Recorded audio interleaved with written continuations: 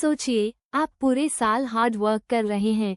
Deadlines, meetings, office pressure और responsibilities के बीच हर दिन गुजर रहा है और अब साल के आखिरी महीने में अचानक मन करता है कि चलो इस बार इंडिया चलते हैं, परिवार से मिलते हैं, थोड़ा रिलैक्स करते हैं और फेस्टिवल्स एंजॉय करते हैं। लेकिन जैसे ही आप टिकट बुक करने बैठते हैं, एक सवाल आपके दिमाग में बार बार घूमता है, अगर वापसी में प्रॉब्लम हो गई तो। और यही सवाल आज हजारों भारतीयों के दिल और दिमाग में है जो अमेरिका में रहते हैं। बहुत से लोग सोच रहे हैं कि क्या इस बार इंडिया ट्रैवल करना सेफ है, क्योंकि सिर्फ प्लेन टिकट बुक करना ही काफी नहीं है। क्या आपको इमिग्रेशन पर क्वेश्चन हो सकते हैं? क्या आपके H1B या F1 ऑप्ट वीजा पर कोई कॉम्प्लिकेशन आ सकती है? क्या अगर आपने इंडिया से रिमोट वर्क किया तो आपका वीजा जेपरडाइज हो जाएगा? ऐसे सवाल हर किसी के माइंड में चलते हैं और यही वजह है कि कई लोग अपने प्लान्स कैंसिल कर रहे हैं, जबकि दिल कह रहा है कि उन्हें जाना चाहिए। सोचिए, आपकी सिस्टर के घर नया बच्चा हुआ है या पेरेंट्स सालों से आपसे नहीं मिले और आपके मन में बस एक ही डिजायर है, घर जाना, लेकिन साथ ही फियर भी है। अगर आप वापस नहीं लौट पाए तो जॉब, करियर और फाइनेंशियल स्टेबिलिटी पर कितना बड़ा रिस्क होगा। कई कंपनीज भी अब एम्प्लॉइज को क्लियर एडवाइस दे रही हैं, अगर जरूरी न हो तो ट्रैवल मत करो और अगर जाना ही है तो सिर्फ 3-4 हफ्तों में वापस आओ, क्योंकि ज्यादा लंबा स्टे या डॉक्यूमेंट्स में छोटी सी कमी भी बॉर्डर पर क्वेश्चनिंग ट्रिगर कर सकती है। तो सवाल ये है, क्या आपको अपने घर जाने के सपने को सैक्रिफाइस करना चाहिए? या क्या ऐसे तरीके हैं जिससे आप सेफ और स्ट्रेस फ्री ट्रैवल कर सकते हैं? इस वीडियो में हम अनकवर करेंगे वो सीक्रेट्स, टिप्स और स्ट्रैटेजीज जो हर इंडियन ट्रैवलर को जानना चाहिए, ताकि आप बिना पैनिक और फियर के इंडिया जा सकें और वापस लौट सकें। हम बात करेंगे रियल लाइफ एग्जाम्पल्स, एक्सपर्ट्स की एडवाइस और वो क्रूशियल मिस्टेक्स जो हर ट्रैवलर को अवॉइड करनी चाहिए। अगर आप यूएसए में हैं और इंडिया ट्रैवल का प्लान बना रहे हैं, तो ये वीडियो आपके लिए बहुत जरूरी है, क्योंकि इस साल ट्रैवल सिर्फ टिकट का मामला नहीं है, यह आपकी करियर, वीजा और फैमिली कनेक्शन से जुड़ा इमोशनल और हाई स्टेक्स डिसीजन है।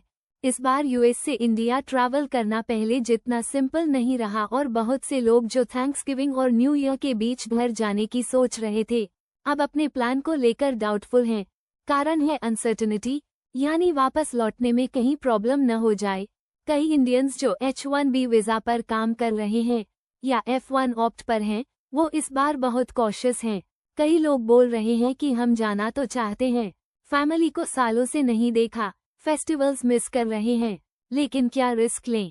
अगर वापसी में इमिग्रेशन पर इशू आ गया या एंट्री न मिली, तो सारी मेहनत, करियर और स्टेबिलिटी पर असर पड़ जाएगा। कुछ कंपनीज ने अपने एम्प्लॉइज को साफ साफ एडवाइस दी है कि अगर बहुत जरूरी न हो तो ट्रैवल मत करो और अगर जाना ही है तो 3 से 4 हफ्तों के अंदर वापस आ जाओ, क्योंकि ज्यादा लंबी छुट्टी लेने पर बॉर्डर पर ज्यादा क्वेश्चनिंग हो सकती है। एक इंडियन प्रोफेशनल जो H1B वीजा पर हैं, उन्होंने बताया कि पिछले साल उन्होंने इंडिया से रिमोट वर्क किया था और तब सब ठीक चला, लेकिन अब हालात अलग हैं। रूल्स कभी भी बदल सकते हैं और किसी भी छोटी सी मिस्टेक पर वीजा पर असर पड़ सकता है, इसलिए इस बार उन्होंने अपना प्लान कैंसिल कर दिया।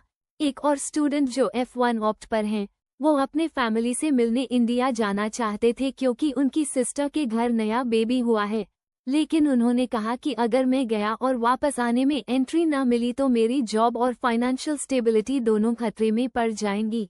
इमिग्रेशन एक्सपर्ट्स का कहना है कि इस समय यूएस इमिग्रेशन एनवायरनमेंट थोड़ा अनप्रेडिक्टेबल है। कुछ केसेस में लोगों को पोर्ट ऑफ एंट्री पर रोका गया है, उनसे एक्स्ट्रा क्वेश्चंस पूछे गए हैं या उन्हें सेकेंडरी इंस्पेक्शन में भेजा गया है। कुछ लोगों को डर है कि अगर उन्होंने इंडिया से रिमोटली काम किया तो कहीं कंपनी या इमिग्रेशन अथॉरिटीज यह न मान ले कि उन्होंने वीजा कंडीशन का उल्लंघन किया है। इसलिए कई कंपनीज अपने स्टाफ से कह रही हैं कि अगर बहुत जरूरी न हो तो ट्रैवल अवॉइड करो। अब सवाल उठता है कि जो लोग जाना चाहते हैं वो क्या करें? क्या ऐसा कोई तरीका है जिससे ट्रैवल थोड़ा सेफर और प्रेडिक्टेबल हो सके? अगर आप इंडिया ट्रैवल का प्लान बना रहे हैं तो कुछ चीजें हैं जो आपको जरूर ध्यान में रखनी चाहिए। सबसे पहले अपना ट्रैवल टाइम शॉर्ट रखें। कोशिश करें कि इंडिया में बहुत ज्यादा दिन न रुकें। 3 से 4 हफ्तों के अंदर वापसी प्लान कर लें। लंबा गैप रखने से इमिग्रेशन ऑफिसर्स ज्यादा सवाल पूछ सकते हैं और आपको एक्सप्लेन करना पड़ सकता है कि आपने इतनी लंबी छुट्टी क्यों ली। दूसरा, रिमोट वर्क से बचें।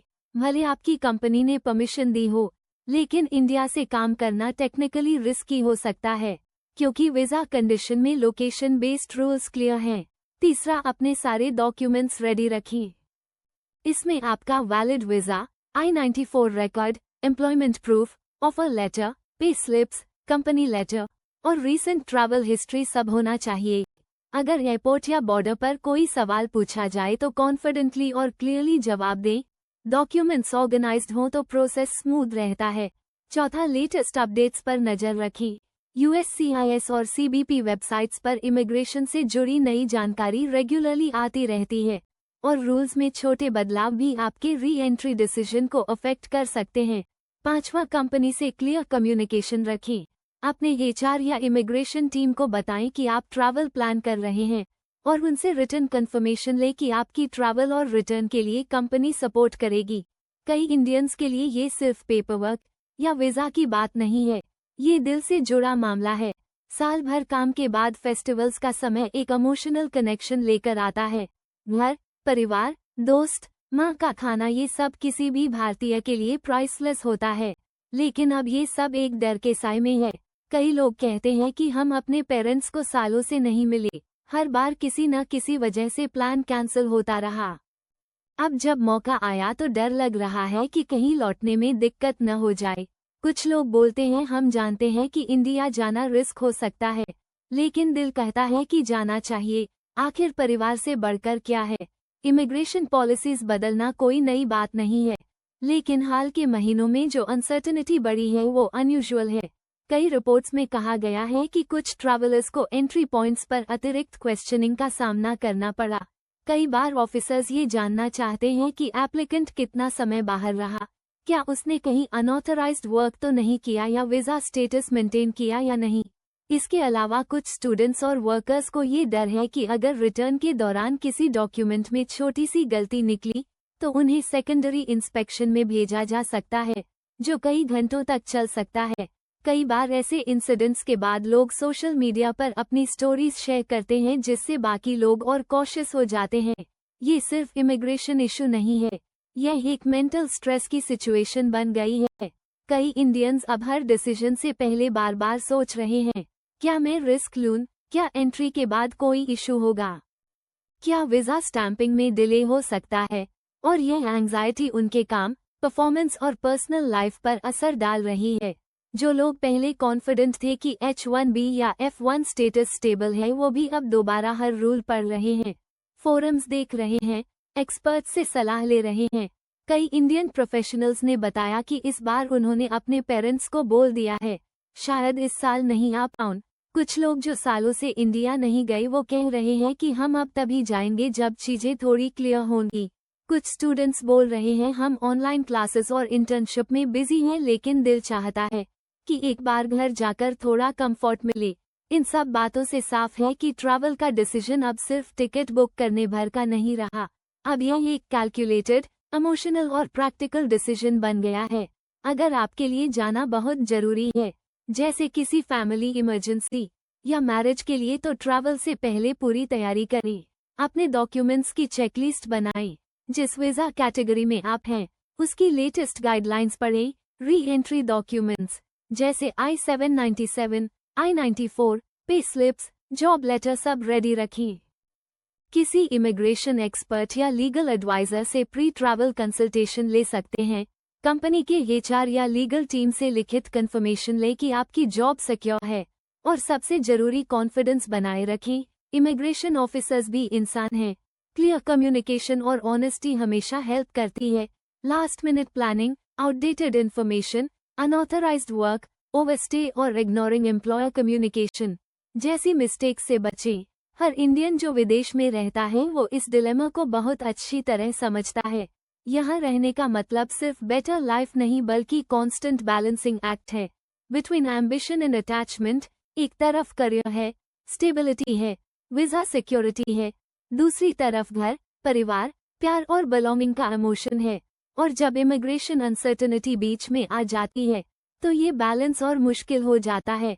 कई लोग आज कह रहे हैं कि हम जानते हैं कि ये वक्त संभल कर चलने का है, लेकिन दिल है कि मानता नहीं। शायद यही वजह है कि इतने सारे इंडियंस इस बार कंफ्यूज्ड और इमोशनल हैं। ट्रैवल करना कोई गलत बात नहीं है, लेकिन आज के हालात में हर कदम सोच समझकर लेना जरूरी है। अगर आप तैयारी के साथ जाएंगे, रूल्स समझेंगे और प्रॉपर कम्युनिकेशन रखेंगे तो चांसेस हैं कि आपका ट्रिप स्मूथ रहेगा। लेकिन अगर आप बिना प्रिपरेशन के निकल पड़ते हैं तो छोटी सी गलती भी बड़ा इशू बन सकती है। इसलिए ये वक्त है थोड़ी सावधानी बरतने का।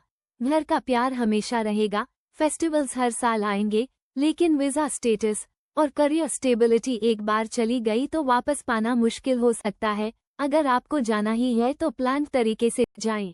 डॉक्यूमेंटेशन परफेक्ट रखें, कम्युनिकेशन ओपन रखें और माइंड शांत रखें, क्योंकि ट्रैवल सिर्फ टिकट का नाम नहीं है, ये एक रिस्पॉन्सिबिलिटी भी है। हर इंडियन जो विदेश में है वो इस डिलेमा को महसूस कर रहा है। शायद आने वाले महीनों में हालात बेहतर हों, पॉलिसीज क्लियर हो और यह डर थोड़ा कम हो, लेकिन तब तक अवेयरनेस ही आपकी सबसे बड़ी सेफ्टी है। Stay informed, stay careful and stay hopeful, क्योंकि किसी भी अनसर्टेन सिचुएशन में यही 3 चीजें आपको सबसे ज्यादा स्ट्रेंथ देती हैं।